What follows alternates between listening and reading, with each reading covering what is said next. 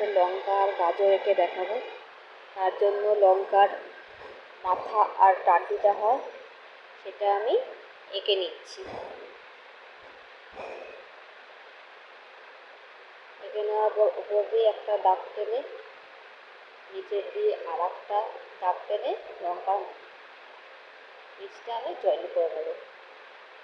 Same ওরকমভাবে পেছনে আমি আর একটা লঙ্কা আঁকবো। আঁকার পর সেম ওরকম মাথা এঁকে ডান্ডি এঁকে ওরকমভাবে দাগ টেনে বীজটা জয়েন করে নেব। তারপর আমি গাজর আঁকি। গাজর আঁকার জন্য উপর থেকে মাথা দিক দিয়ে আমি টানবো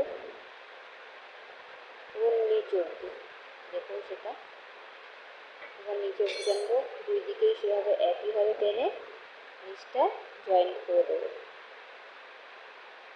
জয়েন করার পর গাজরের ডান্টিগুলো আঁকতে হবে।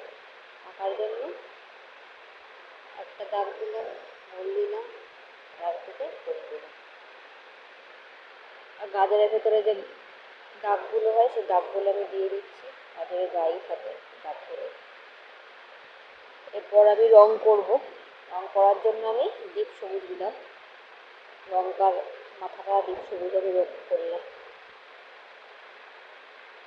যেটা হয় রং। তারপর আমি হালকা সবুজ নিলাম লঙ্কাটা করার জন্য। আপনারা চাইলে লাল রঙও নিতে পারেন, যার যেটা ভালো লাগবে নেবেন।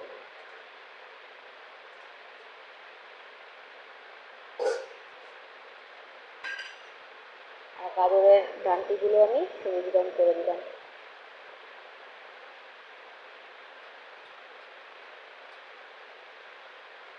এবার গাটা আমি অরেঞ্জ কালারের করছি।